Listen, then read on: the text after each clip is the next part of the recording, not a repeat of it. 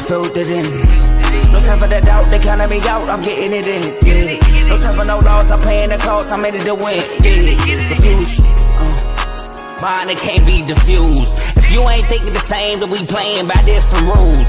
You can't see the vision, we living at different views. Until we complete the mission, keep getting up, never snooze. I walked a mile in my shoes, had the mind of a fool, chasing diamonds and jewels. Trust me, I was confused. Started minding my business and used my mind as a tool. Ended up finding my purpose and found the time to get to it. They told me I couldn't do it, they told me I couldn't make it. They sold it, could never break it. That's sadly mistaken. I need a piece of the pie, I want it so bad I can taste it. They told me like told me, keep on running toes, they gon' take them. Refuse to lose, built to win, apply myself, I filled it in. No time for the doubt, they counted me out, I'm getting it in, yeah. No time for no loss, I pay for the cost, I'm winning to win, yeah. Refuse to lose, I'm built to win, apply myself, I filled it in. No time for the doubt, they counted me out, I'm getting it in, yeah. No time for no loss, I'm paying the cost, I'm in it to win, yeah. Refuse.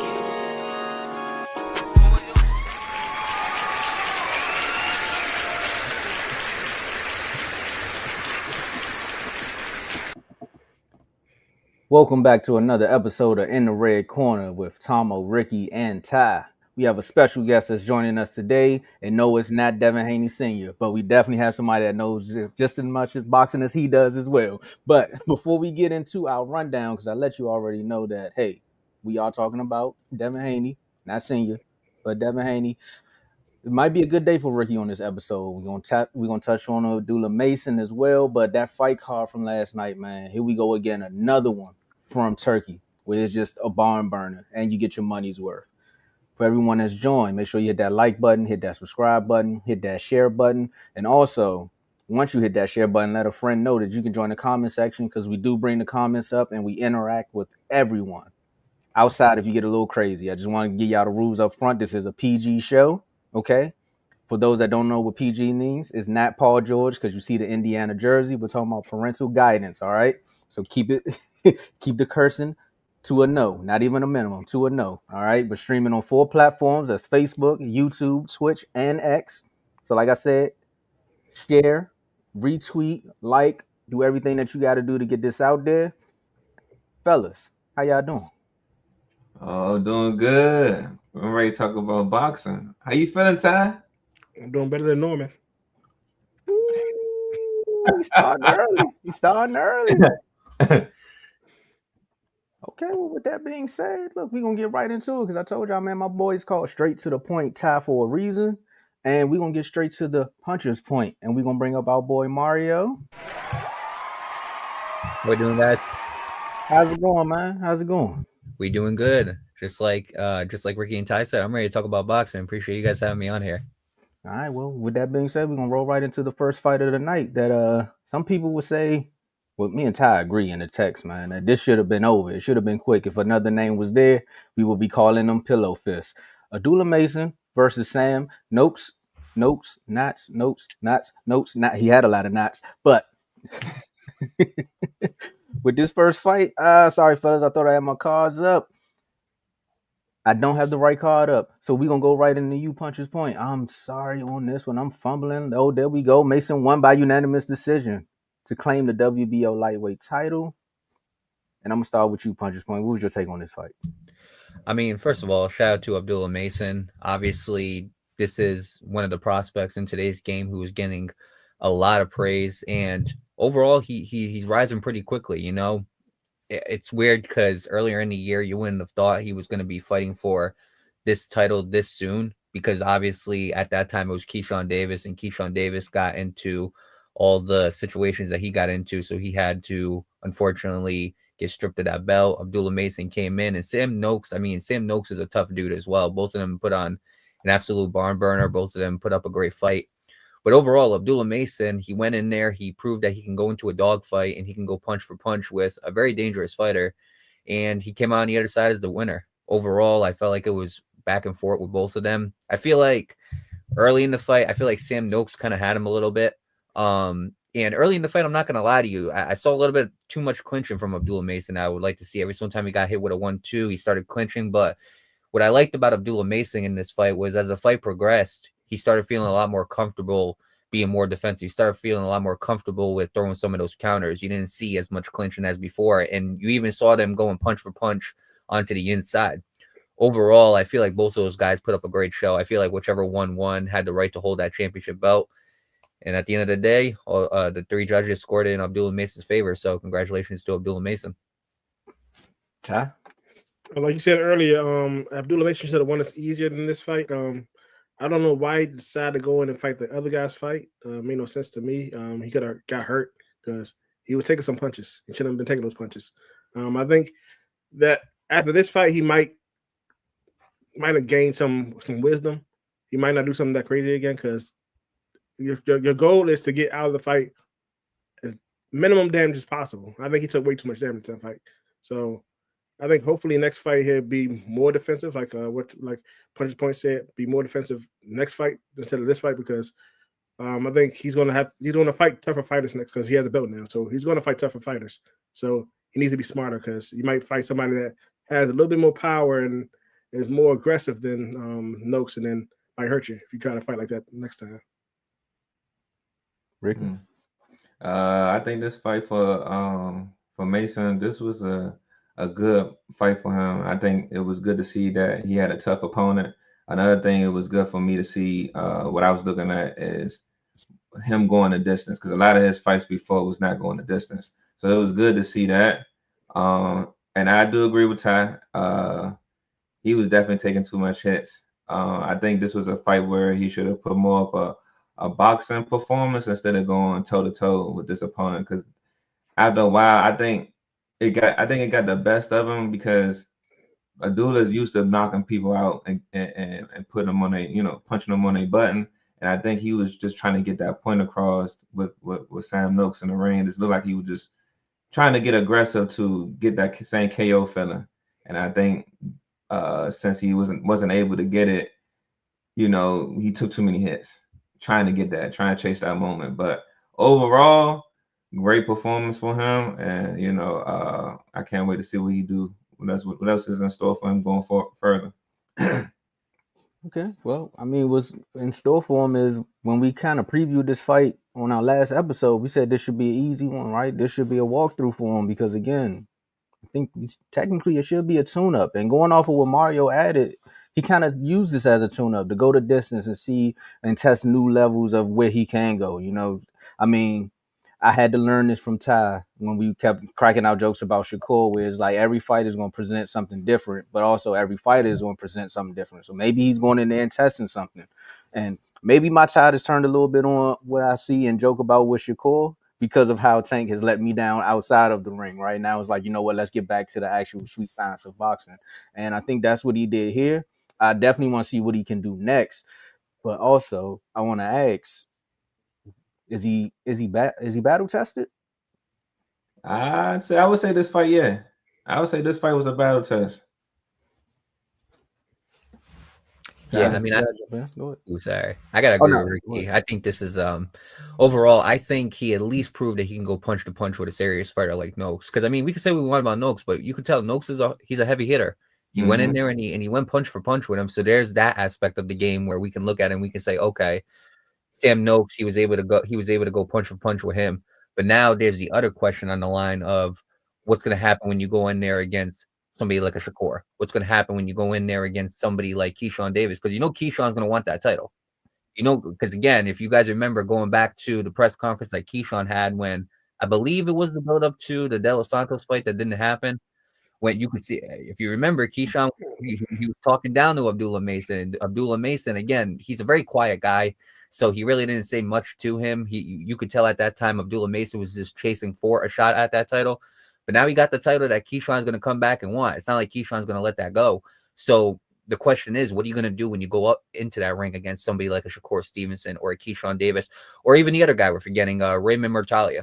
Yeah. I mean, guys that you're going to have to go into the ring with, and you're going to have to put on some boxing clinics. And overall, I do like Abdullah Mason. I mean, again, him and Emiliano Vargas, I'm super high on. I do believe that they're the future of boxing. And Abdullah Mason, he's obviously at a higher level right now because he's kind of rising faster, but it's all about, we've seen that you can go, you're battle tested. We've seen that you can go punch for punch with some heavy hitters, but can you outbox some of the best boxers in this division? Only time's going to tell. That's a good point.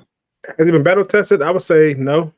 Because the reason I say he's not battle tested because the way Noakes fight, there aren't a lot of top fighters that fight like that. As you can probably say Pitbull, Noakes, not that many in that weight class or in that area, in that weight class can fight like that. So not really battle tested because, like you say, you want to fight. You're either fighting Shakur, boxer. You're either fighting Keyshawn, a boxer puncher. So now Mordecai, I don't think he's not aggressive like Noakes either. So you want to fight different kind of fighters if you're going to try to get other belts in that weight class or become dominant in the weight class. So I don't think he's really battle tested yet. So you would say, and since we throwing Keyshawn out there, because he's definitely gonna want to come back and get that belt, right? Because he's one of those fighters that say, if I call your name out, I definitely want to fight you, right? So let's say we got it on the cards today, right? I know this is an early prediction. How we feeling? We going Mason? Look, you looking? Or are we going Keyshawn? Ricky? Dang, I had to be first.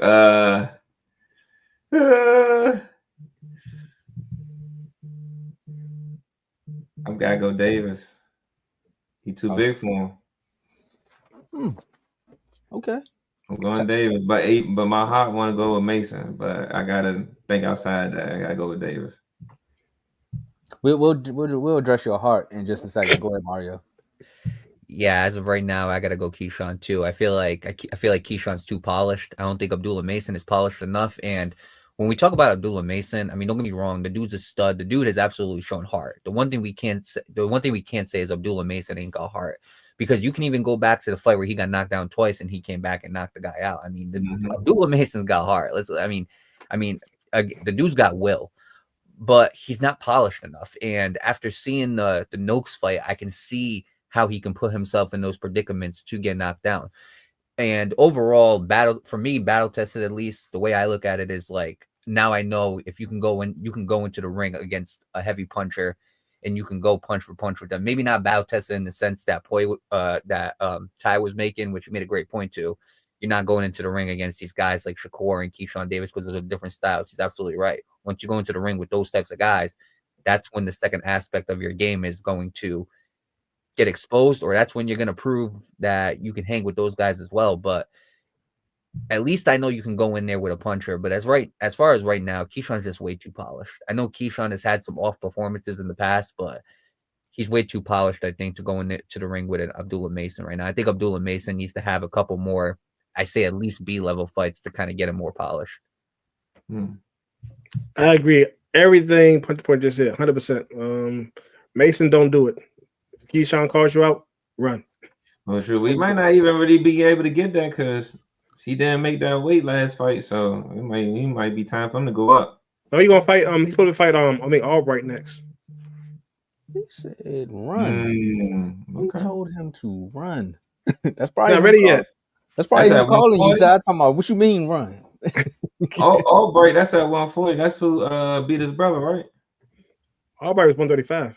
I think was he 135? Yeah, I believe Albright's 135. Yeah. I could be wrong because I know he beat was it Kelvin? Who's he had a He beat Kelvin, but then Keyshawn fight him like 2 years ago. It was a draw though, right? No, they took that. I think they took the fight from him because he got caught for weed or something like that. Yep. Okay. Yeah. Okay. So I think it's still 135. Okay. So I got two questions, right? Because you said at 135. So I'm asking these two, and then we're gonna move on to the next fight, right? Can he continue to dominate at 135? And if you were Mason, what belt unification path would you take? All right, so I'm gonna go first. He has potential. He has potential, except for there's only one fighter that I'm worried about, and that would be Shakur. But I think he has potential, and based on what the belts are at now, Shakur definitely will be the last person to fight. But I would definitely go Martala. We don't know what Tank is doing, so I think Tank still has the belt for WBA. Still the official WBA champion. Yeah, so we don't know what he's doing, but if I had to do it, I would do Mortala, Davis, then Shakur. What? Yeah. I don't think it gets to Davis. I'm gonna be honest with you. I could see him stripping Davis before he even fights again. To be real with you, I don't think we see Gervonta Davis back. I think that he's gonna get that WBA belt first. I think they're gonna do another vacant title, and they're gonna put him against another guy. I think he'll get that first. I think he'll get the WBA out of there. I'm not gonna lie to you. The second fight, I would like it to be Shakur because I feel like the longer you wait, I feel like the less of a percentage of a chance you're going to have to fight a Shakur. And the reason why I say that is because if you go in there and you claim the WBA belt, Shakur already is kind of bulking up a little bit. I mean, Shakur could go up to 140. When you look at 140, I mean, the guys are there that Shakur wants to fight. We're talking about Teofimo Lopez. It's only a matter of time before that fight happens. I don't see Shakur going back down to 135 after that. So there's that. Richardson Hitchens, you got that fight right there. Gary Antoine Russell, like all the big fights, we're gonna see what has to happen with Sabril Matias after the whole testing positive for Osterine thing. But overall, all the guys that Shakur wants to fight are at 140. He don't want to fight no Tank. He's done with Tank. Tank is just a waste of everybody's time at this point. Exactly. I agree. Nah, that's Abdullah Mason's young. Muratalia, I don't think Shakur will ever fight him, but I do think Abdullah Mason will fight for the vacated WBA belt whenever that happens. I think before then he'll get some like either tune-up fights or he'll go up against some guys who have some type of skill that he could beat. But the order I would like to see him go through: get the vacated WBA, fight Murtala, and then, get the WBA, fight Shakur, and then end with Murtalia. Because the quicker you can get to Shakur, the quicker you can claim that belt, is the quicker you can become undisputed in that division. Because if you wait for Shakur last, you might not get undisputed. He might just be too late and Shakur bumps up. So I would like to see Shakur be his second fight. I'd say Morataya, and that's it. That's it. No, I like Mason. I don't want to see Mason lose, so I don't want to see him fight Shakur because I don't want to see him lose to Shakur. I don't want to see him fight Tank because I don't want to see him lose to Tank. Off topic, real quick. Isn't it now the time for Shakur to go ahead and be undisputed at 135? He's about to fight Tio at 140. I know at 140, but looking at what's going on, how his career should have been, ideally, wouldn't now be the time? You gotta wait till Tank get his belt taken away because you know Tank ain't gonna fight him. So why waste your time? I mean, that's gonna happen, but this is a perfect time to clean up. Because if it'll be too easy. I mean, about making history, having a legacy, and then on top of that, but I'm agreeing with Punch's point because he go up to 140, ain't no point of coming back down. Yeah, if he goes to 140, I think he stays there. I'm gonna be honest with you. I think Shakur stays at 140. He already looks a little too big for 135 as it is. No, he said once he take that belt, he's gonna come back down. Remember, he said he's gonna get that belt to Keyshawn. Remember, he said that. I think that was just just talk. Okay, it would be talk at that time. I can't see him coming back down, and then he's grown into 140. That's a different type of weight drain. He's growing into it. So I think he'll come back down. I thought Ty was trying to touch on some in the red corner trauma just a second when you talking about passing belts over. If you don't know, go back and check that episode out. But I'm glad you stayed the course, Ricky. I'm glad you stayed the course. I'm not taking beat this episode. We got company. All right, well, we're gonna move on. Well, as far as that, I think you all gave the course. I know what Ty's saying. I think we all agree that if the Tank fight was on the table, I think that's what we can just say with Tank now going forward, if it's there. Until something is signed, until Tank steps in the ring, I don't think anyone's going to buy into his next fight until he's physically in the ring at this point. But we got another fight that happened on that same card. We got Jesse Bam Rodriguez versus Fernando Daniel Martinez. See how easily I got that out the way, fellas? I know these names can get a little difficult. Welcome to In the Red Corner. Make sure you hit that like button, hit that subscribe button as well, and share. But Rodriguez won by TKO to unify the WBA, WBO, and WBC super flyweight, also super fly and flyweight titles. That one there. I see you ready, Mario. So I'm gonna start with you on this. Actually, we're gonna start with Town on this one because we got you the first time, Mario. We're gonna start with Town on this one. All right, this one, when expected, like Bam was going to win regardless.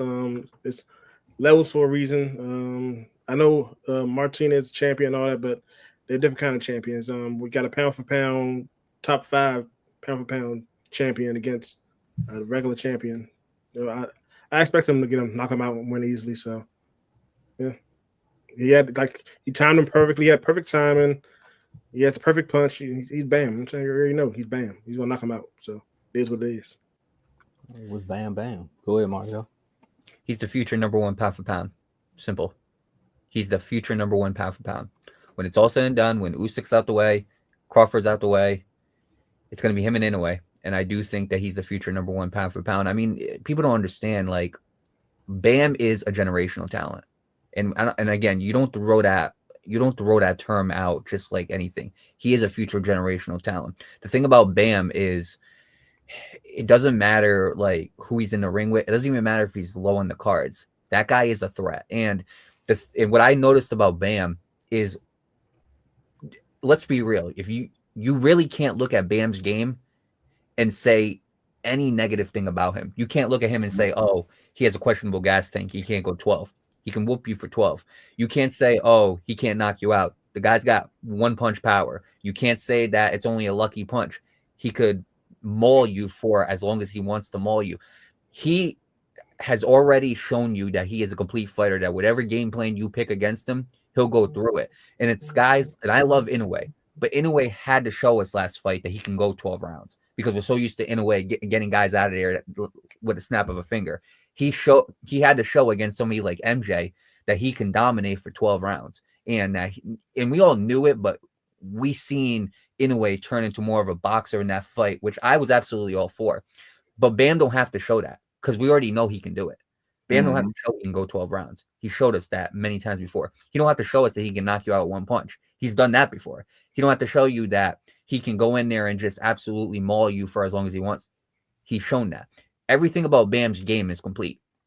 And that's what makes him so dangerous, is because he's not far away from going up to bantamweight. He's not far away from going up to junior featherweight. He's not far away from these guys. He's not that far away. I know it's a couple of divisions away, but I think he's closer than what a lot of people think. And I think when it's all said and done, when Crawford's time has come to an end, when Usyk's time has come to an end, because those guys, they're either 40 or they're pushing 40. Canelo, I mean, he's at the end of his career. I feel like he's more towards the end than the beginning. Bam's going to be that guy in the top 3. And I do believe that he's got a great chance of being number 1 pound for pound. And it's going to come down to him in Inoue at the end of the day, because Inoue is already in that top 3. But again, I'm just saying, I've seen Inoue get clipped with some shots that he shouldn't have been clipped with. I just want to know what's going to happen if Bam clips you that way.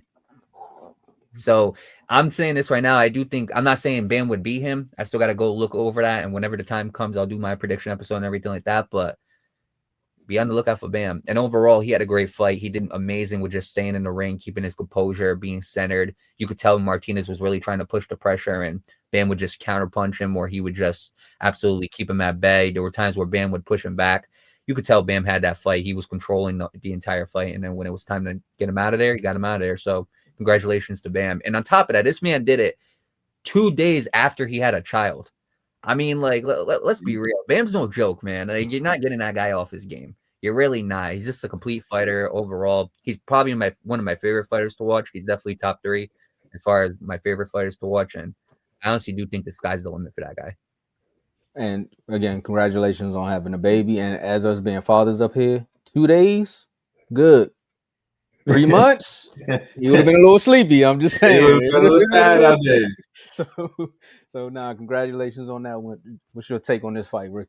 Man, yeah, I think Punch Boy said everything I was going to say. So no, but Bam is the ultimate fighter. He's definitely that guy. I will say he's definitely that guy.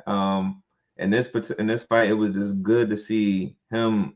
Even while the pressure was coming towards him as the guy was fighting forward, he was still picking them off, picking his shots and taking his angles at any, on his own will and his own time. Yeah, he's something to be reckoned with. But to touch this, I see him getting up there. I haven't decided if he would be in a way yet, but I would say he probably got Nakatani going forward. Definitely probably got Nakatani going forward. If he moves up to bantamweight anytime soon. But Bam definitely ultimate fighter, and yeah, I knew this was going to be a victory, knockout too as well. I thought it was going to be early, but 10th round is okay. So let me ask you this one then, Ricky, to try to help you land a plane on the whole prediction of the Inoue and Bam fighting, right? And you could just see within this fight how Bam was, like you said, controlling it. He was picking his shots, and he just knows, right, when it's time to attack. Or it's just like, hey, if you want me to maul you all day, going back off of what Mario was saying, I can do that as well. And then another great point, shout out to you, Mario, for this one too, is we've seen Inoue take some hits from some folks that he shouldn't take hits from, right? Getting in the ring, let's just say the same thing we did in the last segment. They get in the ring now, going off of their both fighters' last performance. I know you say you don't see him beating him, but what if it can? Do you think it comes down to a decision? Because when you say beat him, let me ask you this: do you think it comes down to a decision, or do you think it's a knockout So I can't say you talking about for anyway, right? for Inoue versus Bam if the fight was to I happen? can't say. The only reason I would say I can't say because I haven't seen him take a hit from somebody that I would say have Inoue's power. It's good with the skill set he has, but we have already seen Inoue be in the worst situation and still bounce back. Can't really say Bam been in the worst situation and had to really bounce back from it. I want to say that I haven't seen a fight yet that I can really compare them to yet. I can't even, my brain won't even allow me to say anything about it. I can't see them winning. I can't see who's winning. I can't see if it's going to be a decision, a draw. I don't even have a decision on that one. Okay. Too early. We'll let you slide for that one right now because it's not that time. But go ahead, Mario. I think he's about to jump in. You on mute, Mario. You on mute if your mic might have muted. Yeah. Oh, I'm actually glad I was muted because I was talking over you, and we got. Here's what I will say about Bam. The one thing I can honestly say about Bam is he's been in the ring with every style of fighter you can think of. He's been in the ring with the heavy hitters, guys like, if we're really gonna go down, like guys like Juan Estrada, who was a very strong fighter. He's been in the ring with guys who are more slick and suave, guys like Sonny Edwards. Now, again, Sonny Edwards is not Inoue, nor is Juan Estrada. I'm not going to come out here and say that. Inoue has been in the ring with some guys similar to those styles. Again, the slick and suave, like the Stephen Fultons. He's been to the ring with guys who had power, like the Luis Neris. So I can't. So again, both of them have been battle tested as far as both sides, like what Ty was talking about with Abdullah Mason. They've been battle tested with both those types of fighters. So I think they are prepared for each other more than what people think.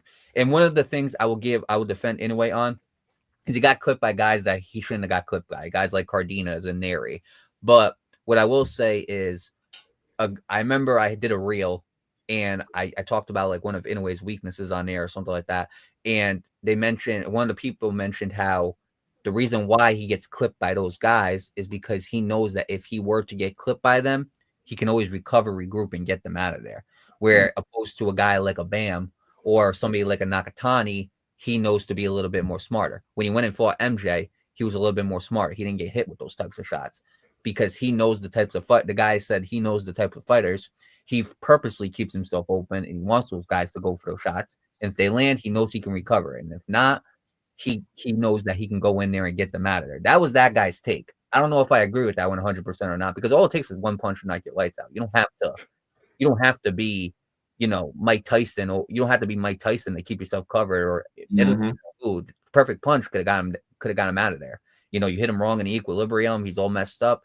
It doesn't matter. The human body is the human body. Let's look. But the way I look at it is, if he goes in the ring with somebody like a Bam, I do think he's going to be a lot more polished than what we think. Bam, though, is always polished. There's no such thing as Bam going into the ring with this guy and having an off night. That's not a thing. He went in there with Cafu, and he made Cafu look like crap. So he made Cafu look like Kaka. So for me, I don't. That's the difference between Bam and Inoue. Inoue can go into a fight with Cardenas, get knocked down, and have to rally through. Bam can go into a fight with somebody like Cafu and fight him the same exact way he fought Estrada. And that to me is the difference right there. And I do think that when Inoue and him get into the ring, or if they get into the ring, I do think that it's gonna be a chess match. I really do. I do think it's gonna be technical. I do think both of these guys are gonna go in there polished. But I'm just saying, don't be either way. Whether I wouldn't be surprised if Inoue beats Bam or Bam beats Inoue, but don't be surprised in the future you see Bam number 1 pound for pound. That's true, but we also can't ignore Bam moving up 2 weight classes, or maybe even 3, depending on how soon he can get to Inoue. Right. So that does make a difference, because Right. as he get bigger, he might get slower. Where Inoue is already conditioned, where you know, basically it would be Bam chasing Inoue, and Inoue is already conditioned. Yeah, and I mean that's the way it is right now. And to Ricky's point, exactly, we have to see how he handles the bigger weight classes. I don't think Bam's gonna have a problem with that. But the other question too is how big is Inoue gonna get? You know, maybe Inoue gets too big to the point where Bam can't get him. And again, Nakatani is more in the realm. It's more in the grabs to make that fight happen. But even Nakatani is in Inoue's division, and so again, you never know how big these guys can get. And overall, I don't think Bam will have a problem with the weight. Only time will tell. Again, we got to see it, like Ricky said. But those are the 3 guys I want to see fight. It's just a matter of in boxing whether or not we're going to get those fights. And in today's boxing, you really don't get some of those super fights that we're supposed to get. Unfortunately, unless you talk to Turkey and then you make things happen, because he's made some of these fights actually happen, right? And we gonna pivot just a little bit, because we got to give Ricky his roses. I mean, we give Ty his roses all the time, and I think this is the one time where I think Ricky may have his time, where he said Devin Haney versus Brian Norman Jr. And hold on, can I see it? Can I put this in the? Oh, I can put it in the camera. We can't see it, just like Norman didn't see that 1-2, right? So Haney won by unanimous decision after 12 rounds to claim the WBO welterweight title. The judges scored this fight 114 to 114, 116 to 111. Yes, you failed. He lucky. 117 to 110 for Haney. And I mean, Haney got the second round knockdown. And Ricky, I mean, this is your moment, so go ahead and start us off, man. So, hold on. What side is he on? He right here? Yeah, that's it. You watched the fight? Yeah. Okay. You enjoyed yourself? Yeah. Okay. I didn't lose. So this is like, I would say, what we all wanted Devin to have the first time he got in the ring since his Garcia fight. This looked like the comeback fight that we all been wanting to see. One thing about it, I want to say, because he did go up in weight again, and he looks stronger at this weight class. I think he will be very solid at this weight class. He picked off Brian Norman like he was a nobody. I thought he took his strengths away. He frustrated him early, and he surprised him with some pop behind them punches. I think Brian Norman slept on him based on the reputation that was building around him. And I think he slept on the opponent thinking this was going to be a cakewalk and he was going to walk through them punches. But little did he know, he got a boxing lesson from start to finish. Devin did his thing. I mean, I can't say I'm surprised, because it just looked like he back in his normal groove. Devin looked like Devin in this fight. Did I get him before I get him? Well, Devin looked good in that fight. Devin looked like all he had to do throw the jab all day, because the jab landed all daggone day. And looked like when Norman throwing the jab, he just throwing it at the air. He wasn't trying to hit him with it. And then when he was doing it, he wasn't throwing nothing behind it. So it made it easy for Devin Haney to do his little check hook and break his nose in the second punch. So he never let. My bad time, but you just made me realize he never. Norman never got solid distance. Like, he didn't know where to shoot the shot from. I know. That was boxing in the making right there. That was working a lot. My bad, but go ahead, continue. And then the whole time, at beginning of the fight, it looked like Norman just looking for that left hook. That's why he got caught. Devin was watching the whole time. Devin was like, okay, throw the jag. Okay, I got the distance, got the timing. Then do that hook, boom, his legs gone up. It's over. Broke his nose. Yeah. He got back. He tried. I give. Normally he tried, but I think he took his heart when he did that. When he knocked him down, it was the book that he had for the game plan was gone after that because he I guess he went in there thinking that Devin Haney had no punch at all, but Devin Haney he like people say he had a pillow fifth, but I think he has some pop to it because he knows how to time it. So he times it right so it does hurt, and he hurt him because he broke his nose that punch, so he hurt him. I've never seen nobody get their nose broke that fast. So yeah. Definitely somebody had a pillow fist. So yeah. I mean, we did if you seen Harlem Nights, but take it away, Mario. Yeah, I mean, shout out to Devin Haney, 3-division world champion. And you could think what you want about Devin Haney, but the one thing you can't say is the guy doesn't go and he takes some of the best fights that he could possibly take. The guy's resume, he's not even 30 years old, and he's got a great resume, so you got to give him all the credit in the world. In this fight, in my opinion, the problem that everybody has when going up against Devin Haney is to say he has no power, as if the guy just touches you and it feels like a feather, and that's not the case because he has underrated power. That jab, it's a powerful jab. I mean, again, it didn't shock me that he was able to break his nose with that jab. It shocked me that he knocked him down. And overall, I mean, Breezy's a big Devin Haney fan. So when I had him on the podcast to go predict this, he said it. He said, look, he said, this is a pure boxer going up against a puncher. I'm not saying Brian Norman's not a good boxer because he showed what he can do against some of these guys. But from what Ty said about Jerron Boots Ennis was the same thing. These were C-level fighters that they kept on fighting. And the question was, what are you going to do when you go up in that ring against somebody like a Devin Haney who's been in the ring with some of the better guys in 140, 147, 135? What are you going to do when you go into the ring against somebody like that? And there's levels to this. Devin Haney told him, and Brian Norman didn't listen. Brian Norman was so focused on this knockout. He was so focused, thinking he could just get him out of there like that. He wasn't worried about going those 12 rounds. Brian Norman has a questionable gas tank. Go look at the fights where he went the distance. He has a questionable gas tank in the sense of like the power goes away. And I give him a lot of credit because towards the later rounds, he started kind of trying to make a little bit of a comeback between like the 7th and 9th round, in my opinion. He just couldn't close it out. But what I really liked about Devin Haney, again, the 1-2, he only threw that right when it was necessary. Like he didn't just, it wasn't choreographed. It wasn't like, I'm going to throw a jab and a right after that every single time. He threw that right only when it was necessary.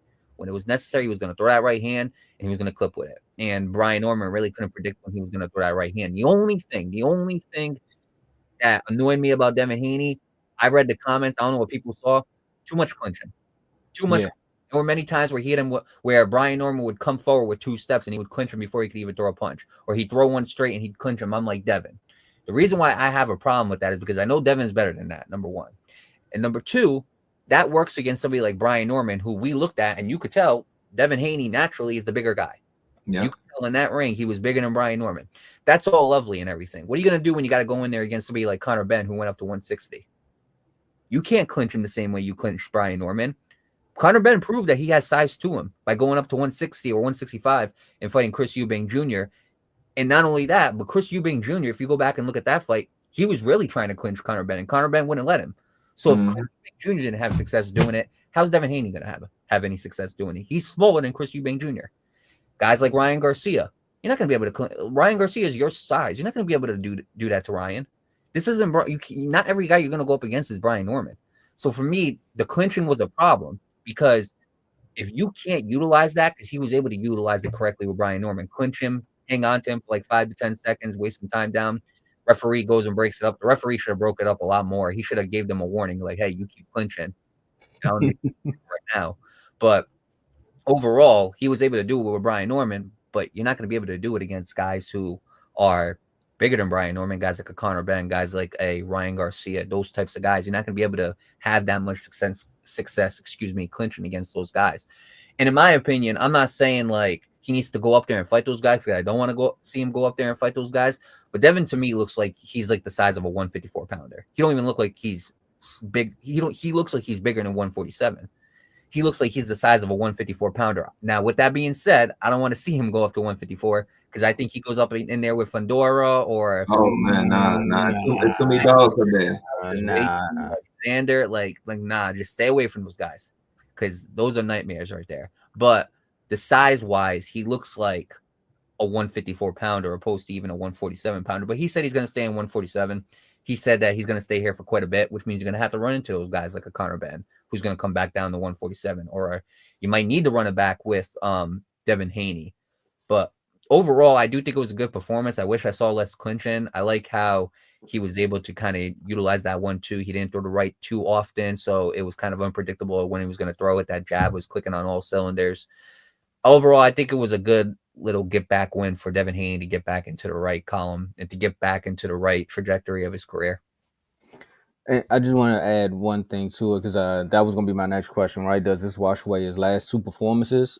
For me, right, the reason why I picked Norman over Haney is because I haven't seen any consistency since that Garcia fight. Well, not even the Garcia fight. We can take it back to from Kambosa to Lomachenko to Regis to the Garcia. All of his fights have been inconsistent. It's like you get a good Haney, bad Haney, good Haney, bad Haney, good Haney, bad Haney. And it was just like, if we can get some consistency from you, then I think some of those doubters that throw out in the comments of you having a pillow fist or you just having, or you underperforming will go away. So going off of last night, I was like, okay, this is the Devin Haney I seen when he's on his A game. Now with his next fight, if he can give me 2 fights in a row where he can do this, then you know what, Ricky, I'm going to sit back and say, you know what? You're right. Haney might be back. But for right now, I need some consistency, because he'll have a good performance and then he'll have another one where he's just running around the ring and it's just like, what's going on here?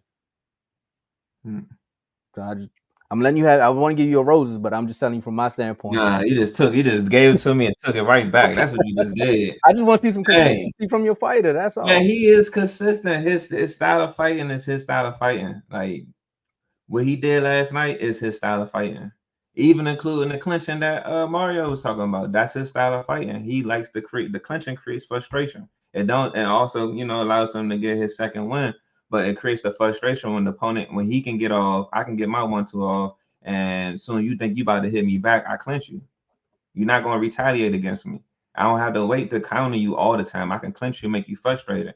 I can clinch you, make you use unnecessary strength to get me up off you, to make you tired and drown you later in the later rounds. So he is consistent in my eyes. Like, that's his style. Okay. That's what he does. I'll give you, if we were in court, you might have won this before the recess, but I'll just come back and say, I said overall performances, not his style. His overall performances have been inconsistent. Yeah, the style's consistent. It's all about like how he utilizes it. That I understand. Only inconsistent I would say is that Garcia fight, but the Garcia fight exposed something that had already been there from the beginning. This Garcia? The Garcia fight will be the inconsistency, I would say. What about Ramirez fight? Ramirez fight? The Renathon? That's his style. Yeah. Like it wasn't offensively he was off. I still think that's his style. Again, he was his style, but you can tell he was running. That's where the utilization or the inconsistency comes from. Is how you utilize it. Yes. That's his style. He could have. There were many times he could have threw some 1-2s or some counters or something. He just didn't. Yeah, I don't know if it erases the last two though. I think the only way you can erase the last two, and again, like go to like UFC. There was Aljo Sterling and Piotr Jan when Piotr Jan like kneed him in the head while he was down, and everybody kept getting on Aljo because they felt like he sold it too much to get, and he ended up winning the belt off of a DQ. Everybody trashed Aljo for that. They were like, you really didn't beat Piotr Jan. He was beating that whole fight. The only way Aljo could get that off of him was to rematch Piotr Jan and to have a dominant performance, which he did. After that, many people stopped trashing Aljo. The only way Devin Haney going to this can get those two fights off of his back, you got to rematch Ryan. Ryan's the only, you have to rematch him, and you have to beat him decisively. You have to, or else every single time you win, when you click comments, you're gonna see the classic meme where Ryan going like this after he won the fight. You're gonna see that every single time until you beat him. Until you beat him, that Ryan Garcia shadow is gonna hang over you.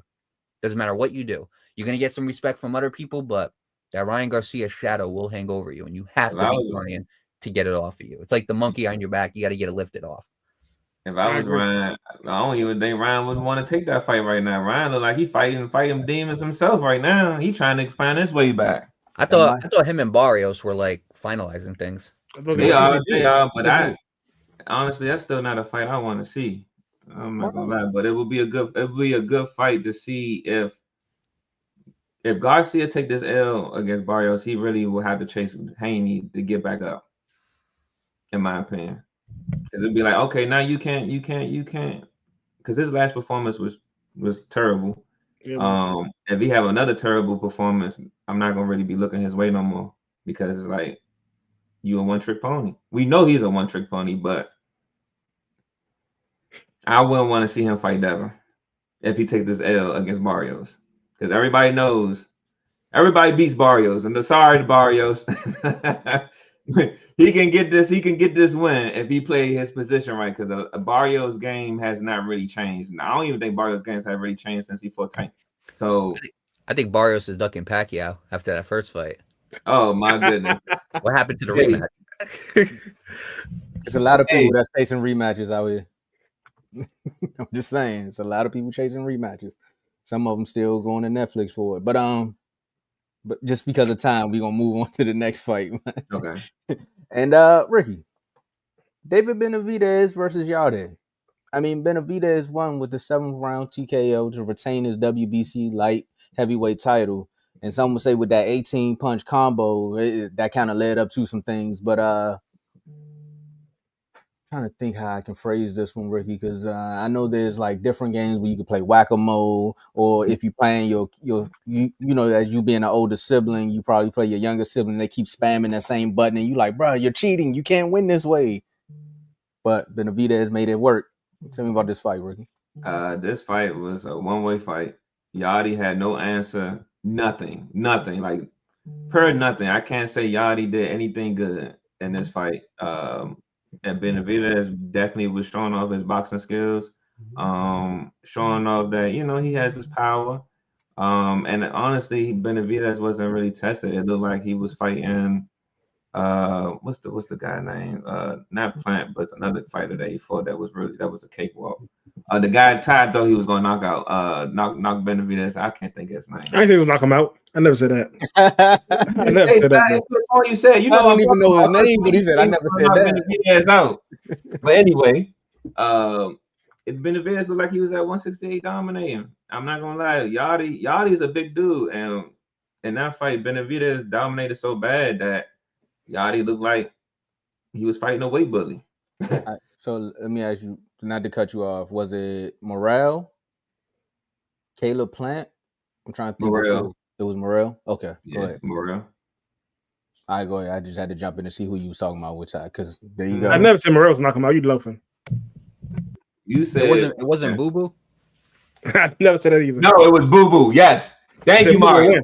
It was Boo Boo. It was Boo Boo. I said Boo Boo will win. Yeah, I said that. No, you said Boo Boo was gonna knock him out. That was Boo Boo. Thank you, Mario. Yeah. You said that. Well, I remember that distinctly because I was like, why would you even think that? But anyway, it looked like he fought Boo Boo. That's exactly how it looked. Like he was just dominating. Benavidez was.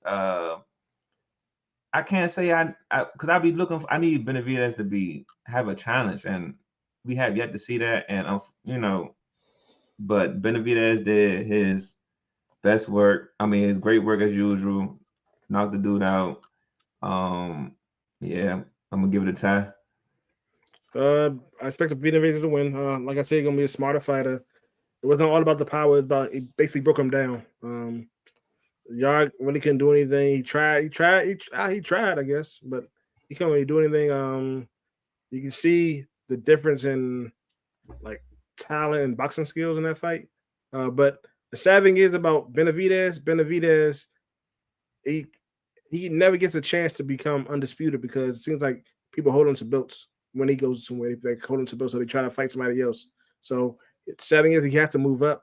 I don't want to see him move up because I don't think his power is going to be anywhere good up in that weight. So hopefully something happens with the Bivol and Benavidez so he can get one of them or at least get a chance at another belt in that weight class.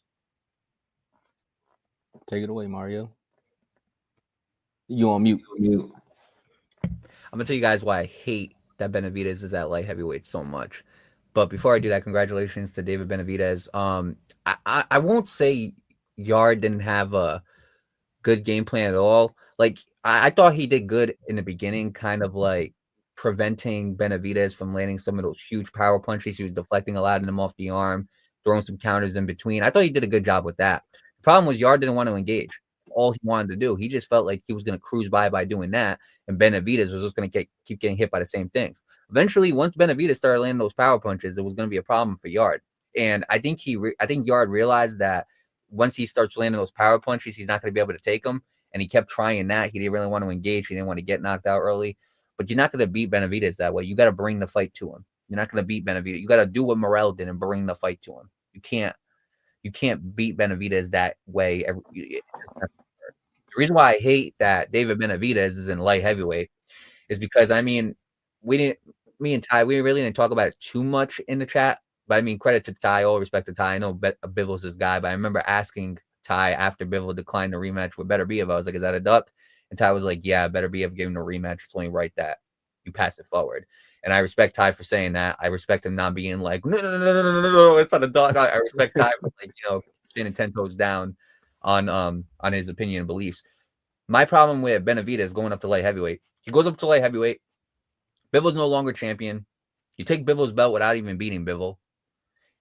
I don't know. I don't think he's the official WBA champion. I think the ring made it look like that when in reality he's not. I still think Bivol owns the other 3 belts.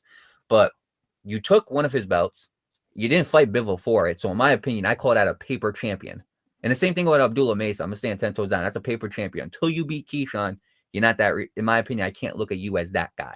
Until Benavidez beats Bivol, I can't look at you as a real champion. They gave you, it was a vacated title. You had to fight for it. You beat who you had to beat to become WBC champion. My problem is this. They give you the belt, and you have a guaranteed path to go after Bivol. Like a literal guaranteed path. Like you just got to say, I'm fighting Bivol, and you're going to get it. And instead you go, you know what? I'm moving up to cruiserweight. So here's where I get annoyed. They gave you the belt. If you go up to cruiserweight, you're going to have to drop that belt, which means that belt's going to go back to Beterbiev or Bivol anyway. So you should have just fought him. It's just going to be a trilogy anyway. So you took the belt away from Bivol just to give it back to Bivol or Beterbiev to begin with. There was no point in doing any of this. That's just wasted time. And that's my problem with these boxing sanctions. It's just wasted time. You wanted to push Bivol to the moon in light heavyweight, and he's talking about fighting Zurdo.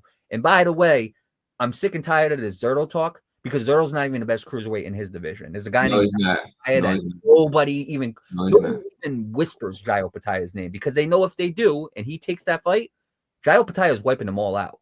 I mean, I'm being honest with you. Like, Zurdo don't want to go near him because Jayo Pataya can do some Usyk work to him. Like, just stay away from. But hey, he wants to go and fight Zurdo. The fight makes sense. I'm not gonna diss Benavidez for doing it because it is a fight. Two Mexican fighters fighting on near Mexican Independence Day. It could sell. And on top of that, I do respect him for going up. I know a lot of people don't want to see that fight, but I do respect him for, taking that type of risk going up to cruiserweight because a lot of us said the same thing about Crawford. We didn't want to see him go up 2 divisions to go fight Canelo. Same thing with Conor Benn. A lot of us didn't want to see him go up 2 divisions to fight Chris Eubank Jr. Sometimes you got to take those risks to get some good fights. The only problem I have is they literally just gave you the WBC belt and you have a clear path to Bivol. And you're just like, you know what?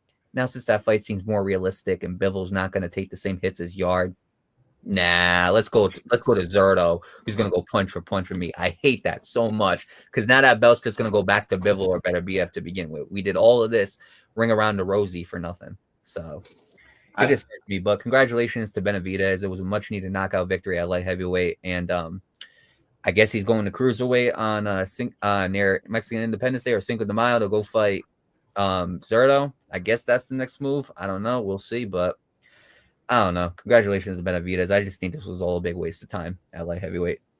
I agree with you. I think Benavidez, I think him trying to chase Canelo when he could have been coming light heavyweight, that's why he's in this condition now. He could have been 2 fights before leaving. He didn't have to fight Bobo, didn't have to fight Morrell. He could have came and intervened between Arthur and Bivol, and he could have been having a trilogy depending on who he would have fought or how he would have won. So this is where he put himself in a situation where he had no other choice to go to cruiserweight. I think that he's trying to do his best to stand out. He's not a household name. He wants to be a household name. And the only way he can have that is if he stands out and dominates a division. Unfortunately, he has the worst luck because he can't step out to dominate a division because we have trilogies going on, and Canelo. I will admit, Canelo did not want to fight him and did not give him opportunity to. But it's one of them things. I was trying to build a question around earlier. When do boxers have to realize that you have to stop chasing the main guy and become the main guy? You know what I'm saying? And I think for Benavidez, it was too late. And by him going to cruiserweight, I think he'd do better staying back, going down light heavyweight. Honestly, you gonna fight Zerto? Bivol already beat Zerto when he was light heavyweight. I don't think too much really changed there, and I think Benavidez got that fight against Zerto, but it would be better to see Benavidez versus Bivol or fight Arthur. And I don't see Benavidez speaking Arthur in his name, saying Arthur name out his mouth either. So what's up with that? And Arthur don't have no belts. Yeah, exactly. And honestly, like you made a great point. When these big names, the more you call them out, the less likely your chances are of getting those fights. The more you call them out, the more you're just going to make their name relevant, and the less percentage of a chance you're going to have to fight them. You kept calling out Canelo. He didn't give you a shot. He's going to keep on fighting all these guys. It's going to run past you. Shakur kept doing the same thing with Tank. Eventually, you got to stop calling these guys out. The more you call them out, the more attention you give them, the more you even make them the A side, because the A side is not calling you out. Mm-hmm. Why would Tank call you out if Tank's the A side? What does he have to gain from that? He's not going to do that. So overall, just stop calling these guys out. Stop giving them attention. Eventually, like you said, when are you going to stop calling out the guy and become the guy? Eventually, when you become the guy that you wanted to fight is going to have to fight you one way or the other. Boots. Like, there you go. Perfect example. Eventually, they're going to have to fight you. So stop calling out these guys thinking they're just going to give you a fight and go, here, I'm going to give it to you on a platter. Start earning your stripes. And then once you earn your stripes, that guy's going to have to fight you eventually. Eventually, you're going to be in his way and he's going to have to fight you. So I agree with Ricky 100% on that. Yeah, and I think I think now, you know how we talk about how people are not fighting each other and stuff like that. I think the chase is the problem with it. We chasing too much. You chasing the guy too much. You chasing the person with the belts. You chasing with the person with the name when you need to be making a name for yourself. I know we're gonna close it out, but I just want to touch on one thing, Ricky. Or was that you that said that? I think Ty said that about when we were talking about Boots a while back, and he was like, don't chase, just lay out a path, go get some belts. It's just funny how now, the tide is turning on what you're saying. But you trying to say I was right? I was right then and right now? I'm just trying to say both of y'all had some good points. That's all I'm going to say. See. That's all I'm going to say there. Taking my flowers back. That's crazy. Okay. It's all good because the power is yours now because we're going into the up-and-coming fights. Yes. And this is your moment. All right. So we have up-and-coming fights. We're going to get through this real quick.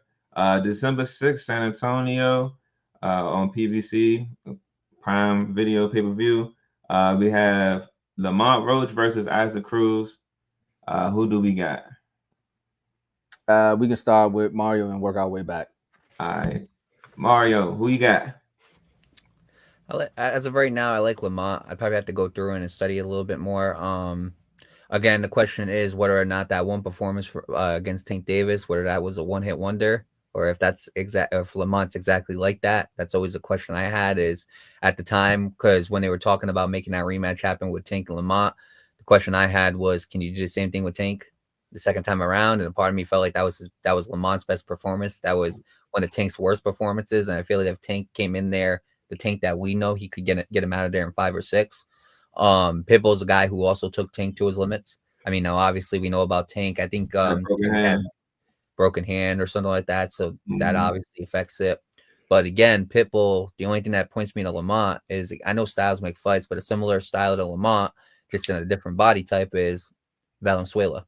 And how Valenzuela was able to, or El Rayo was able to basically outbox Pitbull Cruz, and Pitbull really didn't have an answer for him. So I kind of see a similar thing happening with Lamont Roach as of right now. If I went through, maybe I find something different, but as of right now, as far as like a raw prediction without really going through any like film breakdown or nothing, I'd probably give it to Lamont by decision, unanimous.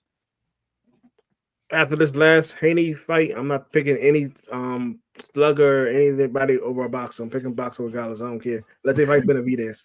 Picking a boxer. I'm picking Lamont. Okay.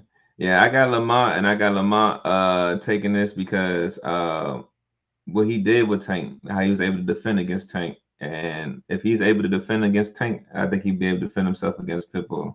He just had to deal with the explosiveness of Pitbull, but I think he will hold his own. Then moving to the next. Oh, Tom, my bad. My bad. I know I took your powers back, but I'm still here. Hey, my bad. It's all good. But for this one, I'm going with Lamont, and I agree with you all. I think it's going to either be split decision or unanimous decision. I was talking to Darrell. He came on here. He did an episode with us a while back, but I was talking to him about it, and I was just telling him, I was like, this fight here, I know we want to compare Lamont versus the Tank situation, but I think Pitbull is going to actually press more than Tank did in that actual fight. Granted, I do want to see the rematch between the two because everything that Mario did say, I want to see if you can do it twice because I believe that, hey, if you are this good, I think you can do it twice and then you can shut the doubters up, right? And also then you can move on and fight, the Keishans or the Shakurs. Like, I want to see you actually go out there and make a name for yourself. But I think Pitbull is going to press so much and it's going to show us a different side of Lamont, right? We're going to need to see that different side to see if he can stand toe-to-toe in this weight class. But I think it's still going to come down to that decision because by him getting pressed, is he going to make a mistake or is he going to stay on his A game? So that's what I want to see from it. But I am going with Lamont. Okay. On the same card, we have Janet Beck versus Lara. Who you got? Start with Mario. We're gonna keep that order going. Who you got, Mario? Y'all know how I feel about John Beck. I think he's too difficult to deal with. I think he's too complex to deal with. I don't think Lara's gonna have a lot of success with him. I think John Beck's gonna have a pretty decisive win. Honestly, I can honestly see like a TKO, like a late TKO against somebody like a Lara. I'll go unanimous decision just to kind of be like friendly, just to give Lara some of the benefit of the doubt. But I'm telling y'all, like, John Beck's a tough dude. Like, it's about time he gets some of these real fights. The only thing that could point me to Lara is Lara's got the experience. Lara's been in a ring with some guys like Shiraz and earlier in his career, Canelo. And I mean, let's give credit to Lara because Lara's been in the game for quite a bit. And he's still kind of proven that he can be one of those top guys at 160. But John Beck, I mean, it's about time. It's long past due that John Beck gets a big fight. And I think John Beck's going to prove he's going to be way too complicated for Lara. And I don't think Lara's really going to have an answer for that. So I'll give Lara the benefit of the doubt, but give me John Beck by UD. If this was 5 years ago, I would go Lara. But it's not 5 years ago. I'm going John Beck. Yeah, I got John Beck. Youth is more on his side. Lara is definitely of age. So I'm going John Beck. What you used to say, Ricky, when you used to be funny? I'm sorry, but no, I'm going with John Beck on this one too. Ty, you said 5 years ago would have been more interesting, but I'm going with John Beck. I can't wait till we come back and talk about this after the fact, but we'll see what happens there. I'm going John Beck. Okay, this on the same fight card, which I think will probably be my fight of the year. It would be O'Shaquie Foster versus Stephen Fulton. Who you got? Start with Mario. Who you got, Mario? Give me Fulton. Give me Stephen Fulton. Yeah, give me Stephen Fulton. O'Shaquie Foster, again, I think he's a great talent. I really do. Stephen Fulton had that one really bad performance against Naoya Inoue. And I mean, you lost to a top 3 pound fighter of all time. That's your only loss. I know you had a very competitive fight with Figueroa. I'm going to take that into effect in the past, but I do think that I'm going to give Fulton the benefit of the doubt. I could be wrong, but I'm going to give Fulton the benefit of the doubt. I think he's going to go in there. I think it's going to be a chess match. I'll give Fulton split decision win. I think it's going to be pretty close. I think O'Shaquie Foster is going to go in there. I think that I don't think it's going to turn out the same way that the first fight between O'Shaquie Foster and Conceição did, but I think it's going to be the same result. I think I think Oshaki Foster will go in there. I think he'll do just enough to win this fight. It might be a fight where people will be like, "Oh, I think Oshaki won," or it could be like a flip a coin type thing. But I'm gonna go Stephen Fulton. I think Stephen Fulton will edge out the win. Stephen Fulton split decision. This one, I'm still on the side on this one. This was almost a 50-50 fight for me. If I had to pick one, I'm gonna go. Come on. I'll go Fulton. Okay, thank you. Why you going Fulton, Ty? Because when Oshaki fought what's his name? His last fight when they said he tied or lost or whatever last fight. Yeah, we fought him. I think that Fulton's a better boxer than Conceição, and I think it's gonna be a better fight. So I think there's a chance that Fulton could win. And like he said, he did one performance that he lost to. It was, of course, anyway. I had to lose that fight easily. But so yeah, it's a PBC fight. Yeah, it's on the same card as Lamont and Fulton. I'm going Fulton. Going Fulton. Yeah. Honestly, I think the fight will come out as a draw. But since I have to pick somebody for the show, I'm gonna go Fulton too. No, you can go draw. We've done it before. We can. No. I like that you pick somebody, but we've had draws said on it before. Well, I'm gonna say this fight go a draw. They're gonna have to fight again. But when you say that, you gotta say it like Tommy from Martin though. Got the draw, dog. Come on, man. You gotta keep up, man. You gotta keep up.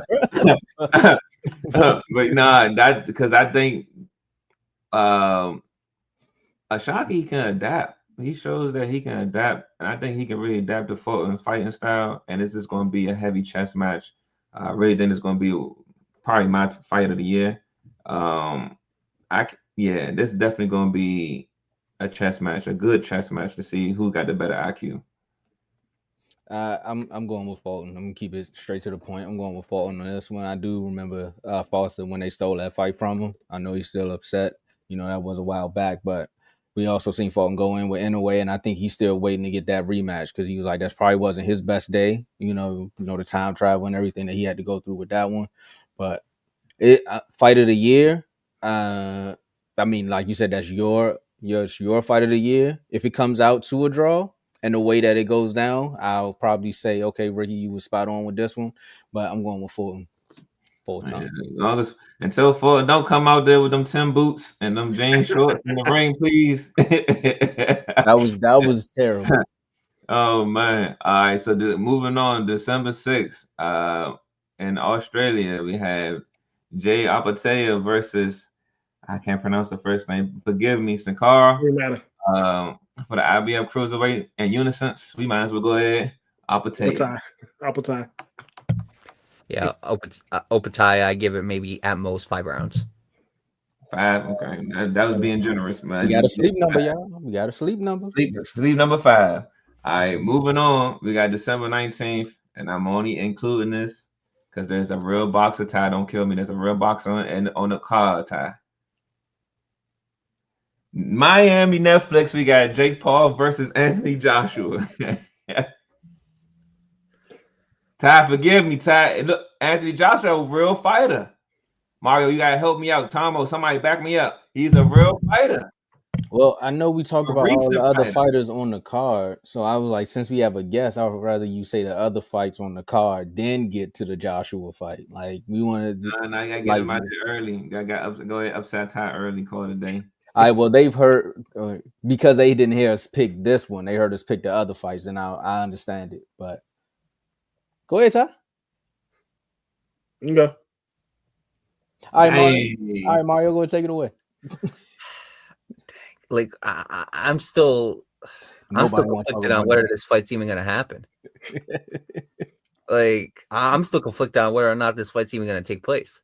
Like that to me is why I'm like really not predicting it. Then you got to think about all the other challenges. Well, like you got the whole like rumor. I don't want to say it because if I say it, he said anybody who says this word he's gonna go sue them for freaking slander. You ain't got to worry about it. Don't even say it. But then they're gonna come find all of us, and then they're like, "Well, you ain't stop them." So yeah.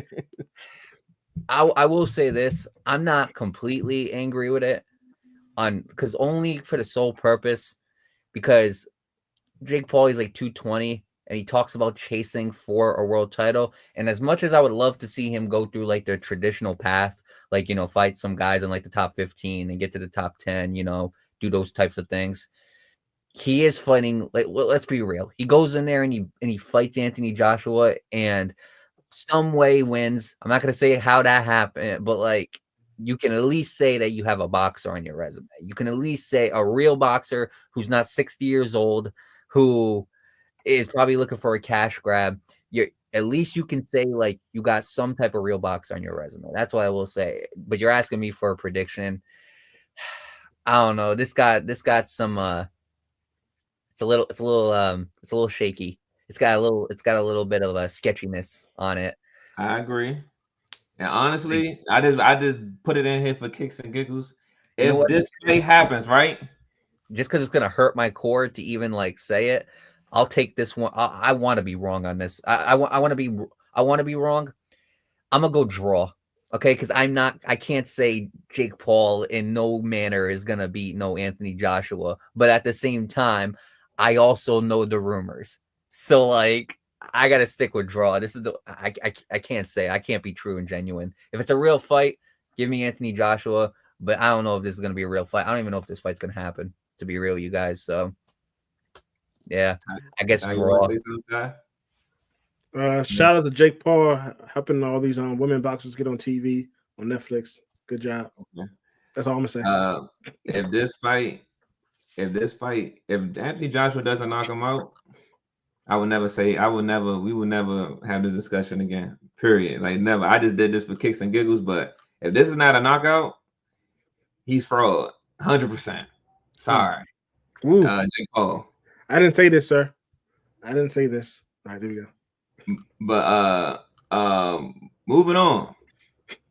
The title fight on the same card, we have Alicia Baumgartner versus Layla. I didn't look up her name. Layla B. Ali? Say again? Just say Layla B. Layla B. For see how I help you out there? You don't be helping me out when I be going through the 16. Thank you. I appreciate it. I'll be helping you out. Thank you. You owe me that one anyway. But for who do we have? Do we have Alicia or do we have Layla? Alicia. Who you got? I want Alicia. In unison? Alicia. Is one of those? I don't think it's gonna be in unison, but Alicia. Hold on, Mario look like he about to say something else. I got Sky Nicholson, baby. I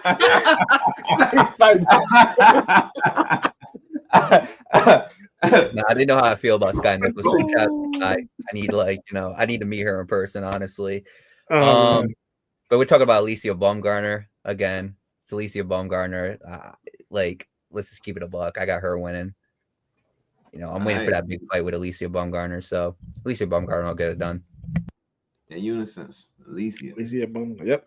All right. Next title fight we have Trinica Johnson versus Amanda Gale. Who do we got? On the same card. You can put a card together. Is the entire card besides the main event? Is it all women's? Yes, all women's, and then they have another. They have one fight, another fight on there, but it's UFC. That's what I said. You said, "Give me Johnson." Okay. Yeah. All right. Okay. December 27th. In Saudi Arabia, on the zone, we have Inoue versus David Picasso. Who you got? A unison? I like it. A beautiful painting. I like it. Picasso. You guys going for Picasso? No, I'm going Inoue. I'm going Inoue. We were just having fun. Inoue, the creative player. I was gonna say, you guys know something that I don't know about this guy? No. Nah, I'm sorry. Yeah, Inoue got to win this. Yeah, Inoue has to win this. Well, what's your sleep number? I guess we all can agree. Let me get your sleep numbers. Mario, what's your sleep number? He went the distance against MJ. I think that a part of me wants to feel like whether or not he's got Nakatani in the back of his mind, knowing that Nakatani's on the same card. So a part of me is thinking whether or not he might go to distance again. I don't think he will. I think he wants to keep this nice and short so he doesn't give Nakatani anything else to think about. Like, you gave him 12 rounds to look at something. I don't think you want to give him another 12 to figure something out because Nakatani is a smart fighter. Yeah. Yeah, give me like round 3 or 4. Give me I'm gonna go round 3 KO. Anyway. Ty? I got it being a late knockout. Probably 8th, 9th round. I got about 6 because it takes anyway some time to download you. So I'm gonna say about 6. Tomo? I wanted to say 6-7. 6-7. Oh, okay. Next fight, we have Nakatani versus Sebastian Hernandez. Who do you have? Do we got to think about it? No, Nakatani. Bear with me. Nakatani. Oh, hold up. Wait. Nakatani UD. Unanimous. Okay. I think Nakatani's going to give him a 12 round to think about too. I don't think Nakatani's going to get this guy out of here that quick. I think Nakatani's going to give him 12 rounds. I think it's going to be very similar to what Inoue did for 12 rounds against MJ. So I'm going to go. For some reason, I got Nakatani going unanimous decision just to show him what he's truly capable of. Give him some things to watch on film. I like that. Yeah. And I'm telling you guys this right now. I know I'm going to pass on y'all. So help me, Lord. If Nakatani and Inoue is not announced after this fight, because they're on the same card, they said they got to do this whole let's fight on the same card and let's fight these last guys before we get into it. If this fight is not made, and I'm talking to Top Rank and I'm talking to whoever manages Nakatani and Inoue, if this fight is not made, Nakatani and Inoue are both ducks. I'm saying this right now, and Top Rank needs to completely just disband as an organization. There is no way how you have 2 of the best Japanese boxers, arguably of all time, and they're just sitting there waiting to fight each other. This fight should not have taken this long to make. You should have made this fight 3-4 fights ago. I'm just saying, it's coming now. Nakatani Inoue has to happen after this fight. If not, then it's all just a ruse. It's all just a ruse, and I don't even think I want to even hear about them anymore. Yeah, I agree. I think like that. This fight, it should have happened a long time ago. But I'm pretty confident they're gonna have these 2 fight because I'm pretty sure the favors in a way to hold the torch for Top Rank. I'm pretty sure about 100% with a bet that they want to push them forward. Nakatani will have to fight to maintain that. Okay. But that's it for the upcoming fights. Tomo, back to you. And just like that, Ricky, we're going to take it away and we're going to say, hey, fellas, this was a good 4 or 5 round bout. We had our ups, we had our downs. We gave our flowers throughout some of these rounds. But it's time to go home. And we're going to start with we're going to start with you, Ricky, and work our way back. How do you feel this episode went? Well, this episode went good. I feel good to have a W. You know what I'm saying? It feels good to have a W. You know what I'm saying? I tell you, Ty said he loves the boxers, but he keep betting against them. You know what I'm saying? Only twice. He keep betting against them, but it's all good. But no, this episode was good. Thanks, Puncher's Point. Mario, thank you for coming up on this episode. Ty? It did good. I ain't get no broken nose in the second round. He tried to swing, but I dodged it, so I got the way. So I know I moved my head like some people, but it good show. Mario? I thought it was a great episode. Honestly, we shared some laughs. I thought we had a really good conversation about a lot of these fights that just happened. And I appreciate you guys having me on this podcast because I really slacked on this event. The only fight that I covered was Haney and Norman. And a part of me, when I found out about Bam, I was like, dang, I really wanted to cover the Bam fight because I felt like it was really big as far as what was on the line. And once I found out that y'all were going to do an episode, I said I had to hop on in the red corner just to give the whole event in itself some attention. So I appreciate you guys giving me the opportunity to get on here and speak about it. We appreciate that too. I would say don't go off mute just yet. Let the folks know where they can find you as well, because we appreciate you coming on. But you also have had us on your show as well, so let the folks know where they can find you. Oh yeah, for sure. And I'm gonna make sure in the future we definitely gonna get you guys back on the show. I'm gonna make sure it's a big event so I can split it up correctly. But Make sure y'all continue to tune into the YouTube at The Puncher's Point. The social media is The Puncher's Point on all podcast platforms. Overall, you're going to find us there. We're going to keep on punching back at y'all. And last but not least, make sure y'all continue to stay on point with The Puncher's Point. Appreciate that. And what's the name? I'm gonna hit you up on Instagram too, so you can give me that information. I'll add it to the description, so that way everybody know where to find you also. Because just like what Mario just did with The Puncher's Point, us over here at Refuse to Lose, we have other shows on the network. You can see them below. Make sure you click the link because it's heavy content. Tap in. We're doing some great things here. I mean, if you had YouTube TV at one point, they got rid of ESPN. So that right there lets you know that, hey, we're bringing ESPN to you through R2L. So tap in, hit the comments, and like Ricky said, Devin Haney gonna find a way to get a win.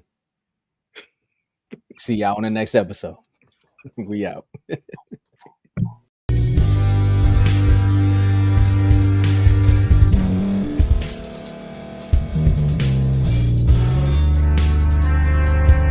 Thank you for staying to the end. If you're watching this on YouTube, please like this video, subscribe, and also hit that notification button so you can be notified next time we put out a video. If you're listening on any podcast platform, subscribe and hit that notification button, y'all, so you can be notified we put out another podcast audio.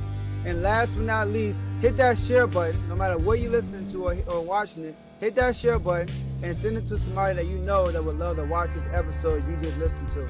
So once again, thank you for staying to the end, and we'll see y'all in the next episode.